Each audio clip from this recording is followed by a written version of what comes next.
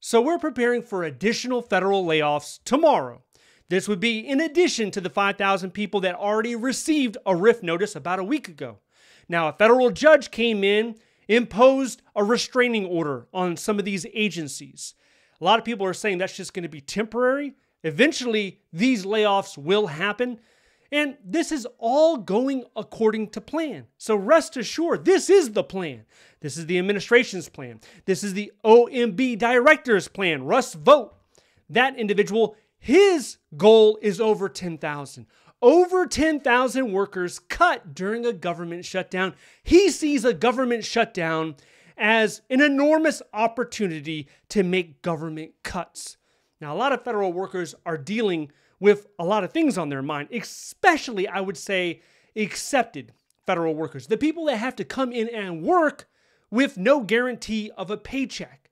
Now, I believe they will get back pay, but from what the administration is saying right now, there's a lot of threats that they're not going to receive it. There's three main things on a federal worker's mind right now. Number one is pay. This cuts deep. This is a psychological pain. First, you kind of feel embarrassed. You're no longer able to pay your bills. You can't provide for your family. Then you get frustrated. Then you build resentment. And that's what's happening. You have to figure out, can I take a TSP loan? I need some of my money. How else am I going to make it? Do I take a zero interest, low interest loan if that's available to me? Do I have to start calling, getting on websites, figuring out what bank can offer me a loan so I can make it to the next pay period? And who knows if you're getting paid the next pay period? You could just only hope, right? The second thing is the workload. The workload is crushing for a lot of people because there's already been an exodus. There's already been people that have escaped or were cut, fired, terminated, retired, whatever it is. You have a lot of federal workers right now that are wearing 2 or 3 different hats, figuratively, right? So they're doing their coworker's job because their coworker isn't there anymore.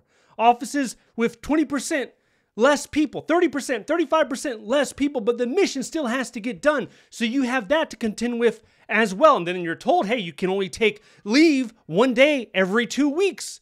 So don't get sick. You don't want to get sick. You don't want to get a case of the sniffles. This isn't the time for it. And the third thing really is the layoffs. The promise of layoffs looming over you like a cloud. When will the layoffs hit? Even if the current effort, the injunction, the restraining order that we're seeing, if that holds for a period of time, what's the Supreme Court going to say? And maybe they block these layoffs, but then the government resumes and they just do a good old-fashioned RIF, a reduction in force, and you pack your bags either way. The question is when, not if. When are you going to pack your bags? So a lot of people are dealing with that as well. I imagine a lot of federal workers right now, they're applying for other jobs. They're hedging their bets. They want to see how marketable they are because their career, their job, it feels unstable, to say the least. Now, let's look at this injunction here because what we have is a federal judge basically saying all RIF efforts have to stop. They have to be paused. At first, we thought it only meant individuals covered by a union members, but the judge clarified it pertains to everybody within that agency. But we have some federal agencies like the HHS, the Department of Treasury, they're saying the union that covers them, they didn't sue. They didn't file a lawsuit. So they should still be able to do layoffs. Now the judge is saying, hey, listen, you're right, but I advise you not to do it. All layoffs during this period fall under that category of illegal. Okay? Now, what do we know about tomorrow? First thing, pretty much everybody understands, Department of Interior. That's the agency. It's one of the agencies. Department of Interior, they were not involved in that first wave of layoffs. And there's some court documents coming out. It shows their intention is to cut 1,539 jobs, a little over 1,500 jobs in a lot of sub-agencies to include the fish and wildlife and other sub-agencies. So whether or not that happens on Monday, maybe it does, maybe it doesn't, maybe it's, a little bit later down the week, maybe it's the next week. This is their intention. They're broadcasting their intention. 1,500 jobs will be cut at some point. Maybe it's not immediately. Another agency that's going to be experiencing layoffs probably tomorrow or sometime next week, Department of Energy, subagency NNSA, which is the National Nuclear Security Administration. So in this agency, it's kind of lopsided, right? You got 2,000 federal workers, federal employees, and you have 60,000 contractors. So who's getting laid off? From what I've read, it looks like it's focused on the contractors. It's not necessarily focused on the federal workers, but it could happen. I mean, we saw it happen earlier this year, right? I wasn't the only one. You saw the 300 people they fired and then they rehired because they maintain the nuclear weapons. They do the maintenance and the security of the nuclear weapons. So you tend to want those individuals there, right? If they do layoffs or if they fire these individuals again, it's not going to be a mistake this time. Then there's talk of closing an agency. You might have heard of this one, CFPB. That's closing completely in 2 months, 2 or 3 months. That's the intention.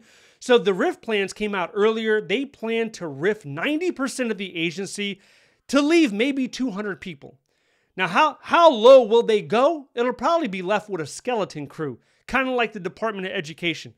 Aside from that, I wouldn't be surprised to see EPA. They might cut 100 or so people in the plastics and recycling program because you know that's not a priority in 2025.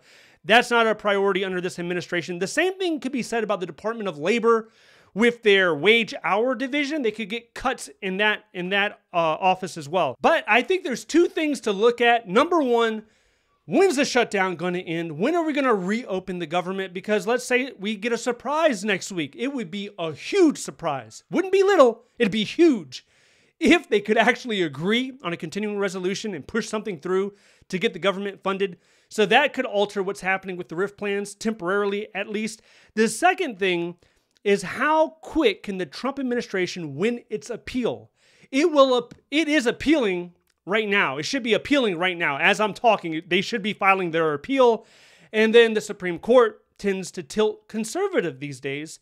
They could view this as the administration will likely win. That's what they did last time with the probationary purge. They could actually allow these RIFs to go through. So the people that are doing well in times like this is, one, people that have saved money.